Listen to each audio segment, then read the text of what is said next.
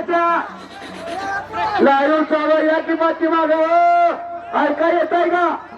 शेतीवाले काका प्लीज ओ चला साईडला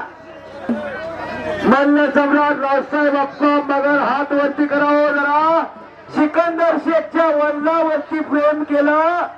भावावरती प्रेम केलं आणि सिकंदर पैलवानवरती प्रेम केलं म्हणून गुरुला बोलवतात सद्गुरु सारखा असता पाठी राखा इतरांचा लेखा कोण करी आणि गुरु चालेल कोण आणि राजाची घंटा काय भूक मागे अहो बाबांचा हात माझ्या खांद्यावर पडला असं वाटलं की माझ्या बापाचा खांद्यावर हात पडला. वा धन्य त्याची माता धन्य त्याचा पिता सविता आदित्या त्रिलेखचा ओहळी कन्या पुत्र होती जो सात्विक तयाचा हरिक वाक्य देवा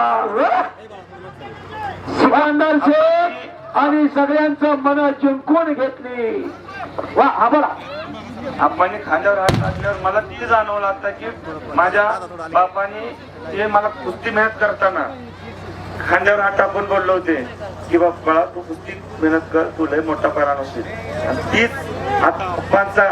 हात खांद्यावर पडल्यानंतर आठवलं की आपण तेव्हा कुस्ती मेहनत केली नसती तर आता आप्पांचा हात माझ्या खांद्यावर पडला नसता. त्या गुरुचा त्या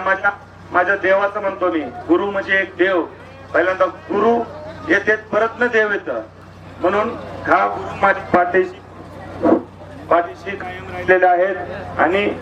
मला असं वाटतं जोपर्यंत माझी पैलवानकी आहे माझं आयुष्य पुढचं आहे तोपर्यंत तुमचा माझ्या डोक्यावर हात राहावा.